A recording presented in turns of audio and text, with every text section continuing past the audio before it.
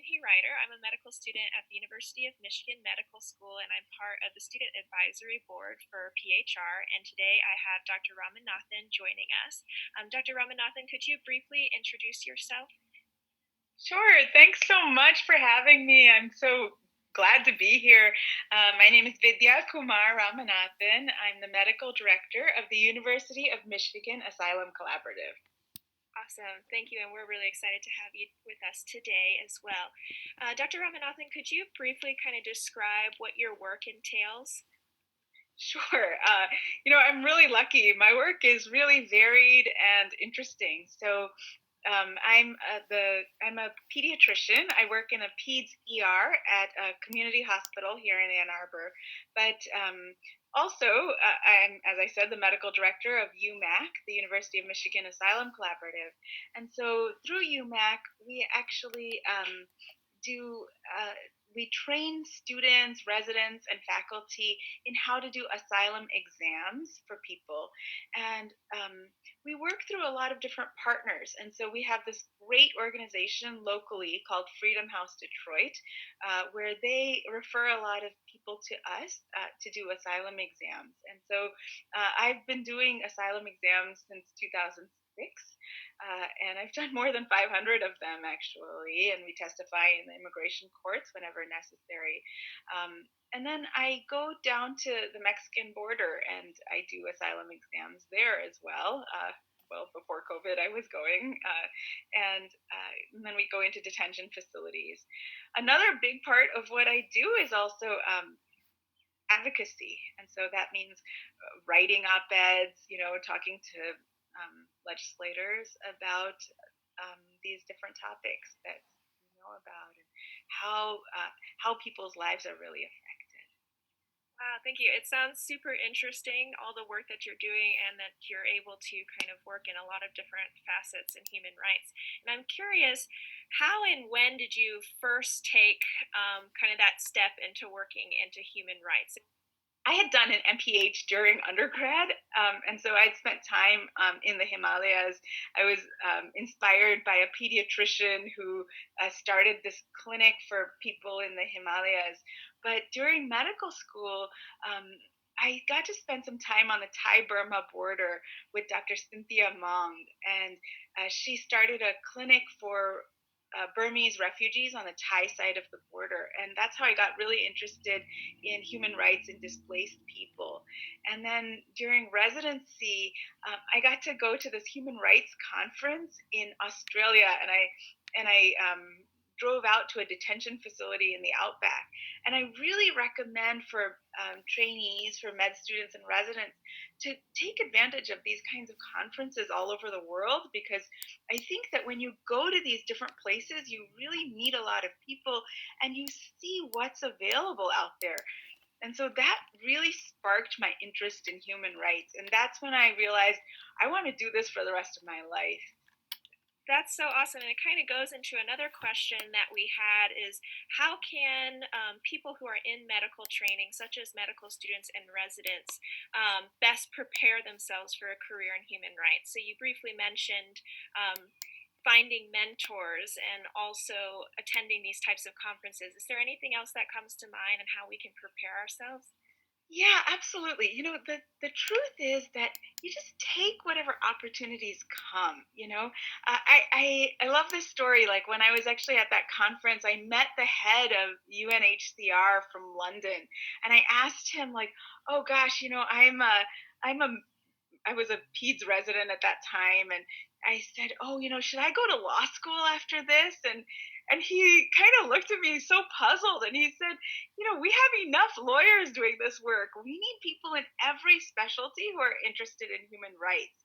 And that struck me so deeply, and I realized that, it's so true. Like in each specialty, no matter what you do, there is a need for people who care about the rights of others to do this work. And so, please like look for the opportunities, and then, you know, find your find your door, So there's always a door. There's always like some avenue. There's some patient, there's some person who's suffering. And so then find your avenue to help them. speak out. We all have such a voice, and so then speak out, It's very helpful for us students and also residents to get involved. And I'm curious to see what challenges have you faced in your work in human rights? The thing is that human rights work is a work of passion. So all of us who do this work just do it because we love it. And we love it so much that we don't really see challenges. We do it and we do it and we want to do it and we love that we do it. But if I were to have to point out a challenge, maybe I would say that it's difficult to get funding, and that makes it kind of hard to be sustainable, because here we are, all of us across the country. There's so much need, and so we all keep doing this work, but you you feel so bad when you're training medical students, and so many students reach out to us, and so many residents reach out to us asking for our time, and we're more than happy to give it, but so much of this work is on a volunteer basis, and so um, there has to be some kind of balance, and so if only we could be able to get some more funding for this work, it would be so much better. Yeah, absolutely. I could see how funding could be a definite challenge. Yes. Have you found that COVID-19 has impacted your ability to do your work? And if so, in what ways? I mean, clearly there's so much suffering with COVID-19. 500,000 people have died in our country, but in one way, we're able to do this work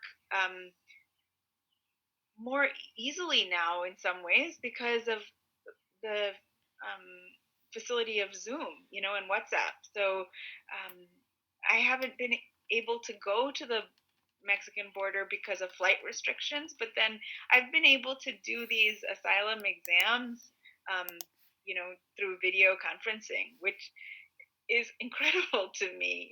From the comfort of my own home, I've been able to do these exams, and I've been doing so many of them. I mean, I'm doing 3 of them today, but then, um, but I would say that there's certainly huge limitations to doing something like an asylum exam on Zoom, because how do you reach out and hug somebody when they're telling you the worst thing that's ever happened to them in their whole life?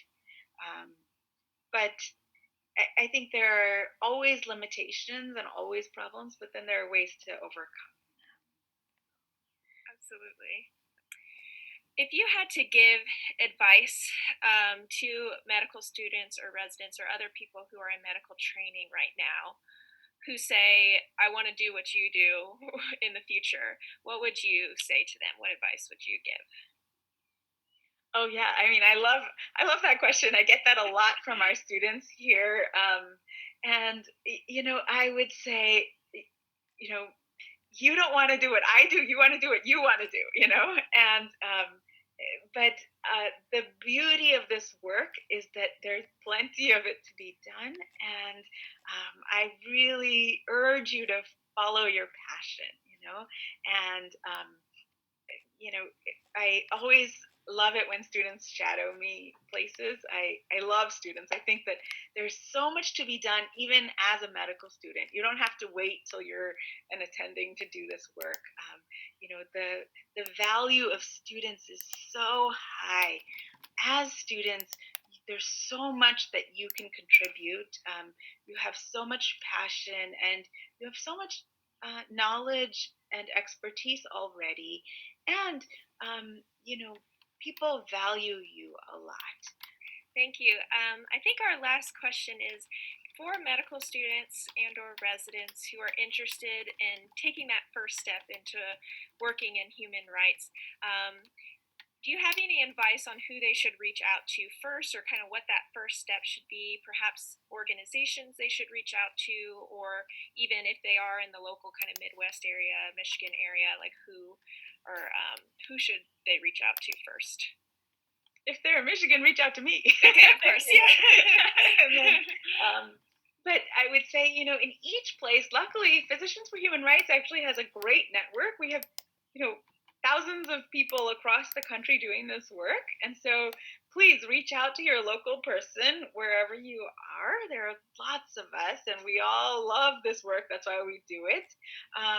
And you can look at the PHR website to find out who is doing this work locally. And if you have any questions, you can always contact any of us from any other place, and we will put you in contact with the person who's in your local area, because we all know each other. We're a small community, and so we all know and love and respect each other very much. And so that's one thing that we can do. Furthermore, we all partner with other organizations a lot. And so there are lots of organizations that do this work as well. So it's not necessary that, you have to stick to PHR only, even though I think PHR is wonderful in every way. But there are lots of other organizations also that we can help put you in contact with. If you have, a more interest in like environmental issues, then, we can help connect you there. Or if you have, an interest in like, social justice, then we can connect you there. So there are lots of other little nuances that we can help with as well. So, the way that I actually got into this also was through our local law school. And so you might talk to your law school as well and see what services they have available too. We love cross collaboration. So we collaborate with our law school and as well our School of Public Health. And there are lots of cross collaborations that you can do, and I highly recommend that. Well, thank you so much, Dr. Ramanathan. I really appreciate it for coming and talking with us again today.